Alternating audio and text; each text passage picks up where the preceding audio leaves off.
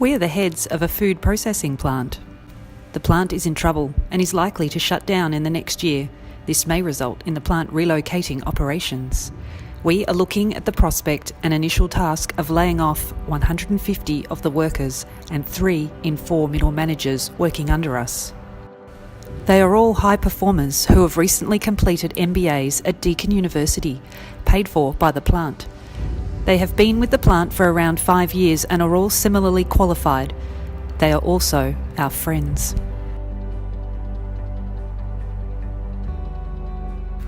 Michelle, an ambitious employee with a lovely husband who's a cardiothoracic surgeon. Unfortunately, Michelle recently experienced a family tragedy, with her son being lost in a devastating car accident. Amir is single and has no family responsibilities, but he also has no savings to speak of and is getting a bit long in the tooth. Pascal is divorced and the breadwinner for his children. Huang is the spring chicken of the group, but has recently purchased her dream home. So we have a problem. Obviously, we would keep everyone on if we had our way, but given that we can't, what do we need to consider when making our decision? The situation is complex, and any decision made will negatively impact on some of the employees. All employees have personal circumstances and interests which would make them favour staying with the plant. Luckily, the plant also paid for us to attend the Deakin MBA program, and so we've been brushing up on our ethical decision-making skills. The Oxford Dictionary defines a moral dilemma as a situation in which a difficult choice has to be made between 2 courses of action, either of which entails transgressing a moral principle. What does our ethical dilemma look like? On the one hand, we have the needs of the individuals. They need an income to survive, they need to be fulfilled, and they have a need to connect with others and form relationships. On the other hand, we have the company's needs, their need to survive, their need to thrive as an organisation, and their need to reduce costs in order to achieve that.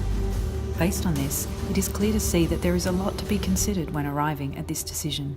There is a clear conflict between the needs and interests of the individual versus those of the company. In the red corner, we have the individual's well-being and need for gainful employment, and in the blue corner, we have the company's need to remain in operation and cut costs. How can we as managers be ethical? And what are the different types of moral behaviour managers might exhibit? Managers who make the choice to behave in an unethical manner are behaving immorally, whereas a manager who makes an unethical decision without intending to do so is considered amoral. Clearly, the desired behaviour is to make moral decisions with an ethical focus and lens. Moral decisions are ones that are treated fairly, more defensible, and considerate of all stakeholders. In making a moral decision, we first need to make a decision about the framework we'll use. Decisions. Step 1. Establish the problem that we are facing. Essentially, this is our dilemma: individuals' needs versus company needs. Step 2. We then start to analyse alternatives and make an assessment of the impacts of different courses of action. This may include looking at the benefits to each group and the moral issues. Step 3. We then need to make a choice. This involves setting out what our principles are for making decisions. Step 4. Once we have made a choice, we need to put that decision into action. Step 5. Finally, we need to evaluate the results of our actions against our principles and ensure that we have acted morally. To guide our decision-making, we need a principle framework. There are 2 main schools of thinking that can be applied to assist: utilitarianism and deontology. Utilitarianism is a way of making decisions that maximise the benefit for the whole rather than any one individual.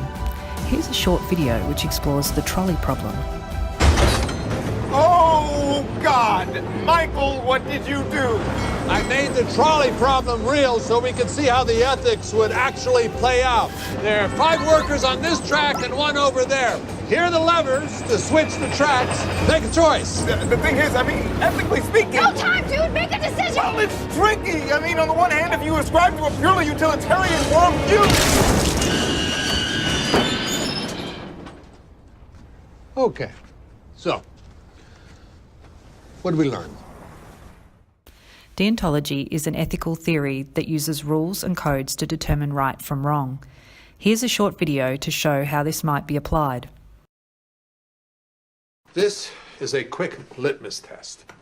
I have some questions. Did you ever commit a serious crime, such as murder, sexual harassment, arson, or otherwise? I don't remember. Did you ever have a vanity license plate like Mama's BMW, Lexus for Liz, or Boob Guy? Have you ever paid money to hear music performed by California funk rock band the Red Hot Chili Peppers? Oof. Did you ever reheat fish in an office microwave? Did you ever take off your shoes and socks on a commercial airline? Yes. Thanks for asking. Did you ever appear on the American television program The Bachelor in Paradise? Okay. In our situation, all employees are similarly skilled, experienced and talented. There is no clear maximum benefit of choosing one employee over another, so utilitarianism does not apply, and we will need to use deontology to move forward.